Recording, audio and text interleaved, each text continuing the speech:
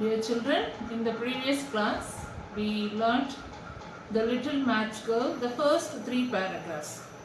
Today we will continue. In the first three paragraphs, we learnt how in pathetic condition the little match girl was. The fourth paragraph. The snowflakes fell on her long golden hair, which curled so pretty about her neck, but she did not think of her appearance now. Lights were shining in every window, and there was a glorious smell of roast goose in the street, for this was New Year's Eve, and she could not think of anything else. Here, the appearance of the girl is described by the writer. The snowflakes fell on her golden hair, which curled so pretty about her neck. The description tells us she looked so beautiful, but she did not think of her appearance now. Her condition, the circumstances, though she was so beautiful, her circumstances was not so good. It was very bad, very ugly, and she was not in a condition to think of her appearance. Lights were shining in every window, and there was a glorious smell of roast goose in the street. As it was the New Year's Eve, the week of celebration for the people of that country and that city, they were cooking good food in their houses. The smell of that cooking was being felt by the little girl. Here again, as I have told you in the beginning, the writer has used many imagery and to make the story very effective. Here again the imagery, and that helps our olfactory sense, that means olfactory nerves, this smell induces feeling of that sense. And she could not think of anything else. What then she is thinking of? She is in want of warmth. She was in hunger, so she is looking for hunger, and she was shivering, and she is looking for warmth over there. She huddled down in a heap in a corner formed by two houses, one of which projected further out into the street than the other. But though she tucked her little legs up under her, she felt colder and colder. Here the position, she is finding some place to make her warm, or some shelter. It is not a place to get good shelter. It's just a projected place. That means in between two houses there was a corner. There she got some place which she could feel warm over there. So she went there, and she sat in that shelter. Even then she was feeling colder and colder. She did not dare to go home. See the pathetic condition. Their parents sent her out to earn a little money for the family and in the severe cold. And now she was not in a condition to go home. Why? She had sold no matches and earned not a single penny. She did not sell any boxes, any of the match boxes what she was carrying with her, and she did not get any money, even a penny. Penny means a least money. Her father would be sure to beat her. Why she was not willing to go home? Because she knew very well that if she goes home without getting any money, she will be beaten severely by her father. Besides, not only that is the reason, again besides means apart from that reason, some other reason is mentioned here. It was so cold at home. See the condition again. Her house shelter also was not so good. Her house was in such a condition which was not in a position to give warmth to the people who stay under the roof. For they had nothing but the roof above them, and the wind whistled through that That means there were so many gaps on the roof. But even though the largest cracks, not only little gaps, there were holes, there were big gap over there. And those gaps, even though the largest cracks were stuffed with straw and rags. Rags means old clothes, torn substance. So they filled that gaps and the cracks with some straw and rags. Even then it was not in a position to give shelter to the people who were under the roof. Her thin hands were almost numb with cold. The place, if she goes home also, she will feel the same cold what she is feeling on where she was sitting.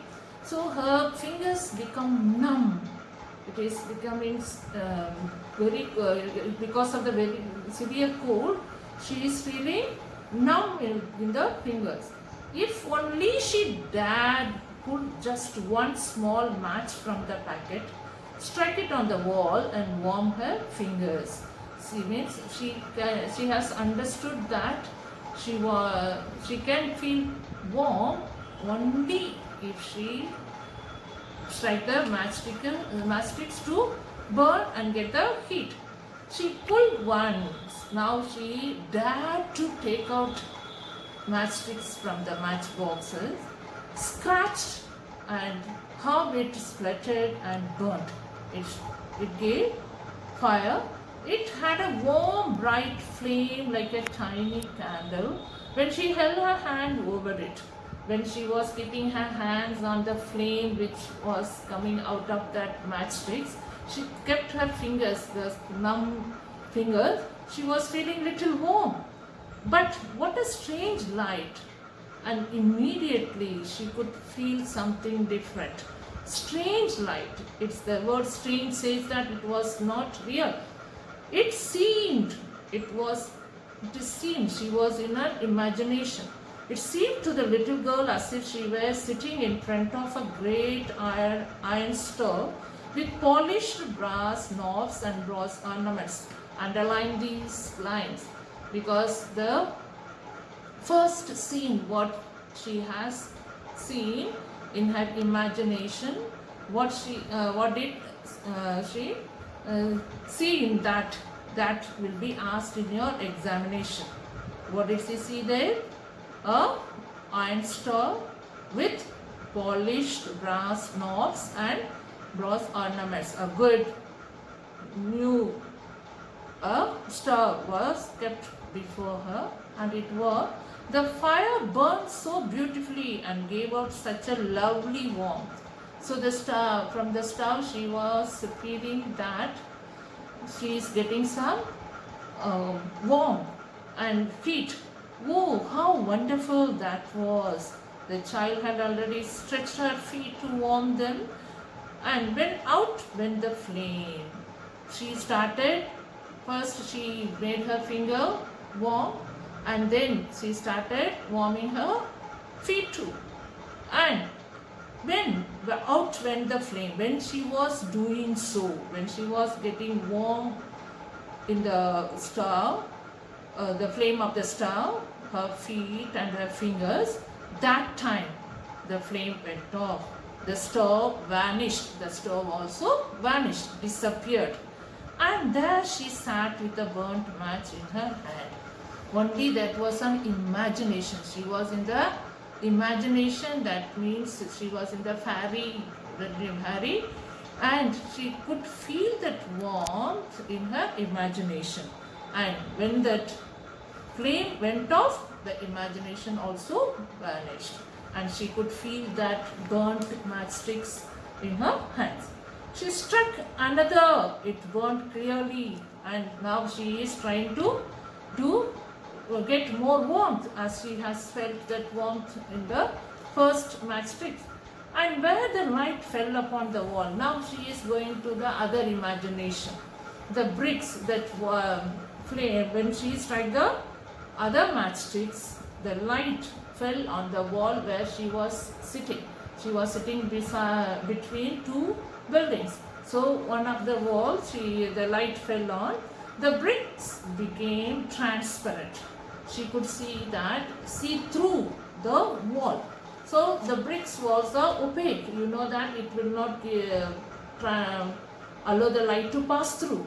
But that bricks turned to transparent and it became like a netted through. You can see through that. And like a ghost, she could see right into the room where a shining white cloth was spread on the table. What did she see in the room when she was getting the matchstick light? She could see the thing which is there in the room. And there was a white cloth was spread on the table. Underline these words, the second imagination, what all she has seen. It was covered with beautiful china, and in the center of this stood a roast goose stuffed with prunes and apples steaming deliciously. So it was a dining table, was covered with a clean white cloth, and china means some of the china vessels. That means containers made of china clay, and in that, what is kept in that containers vessels?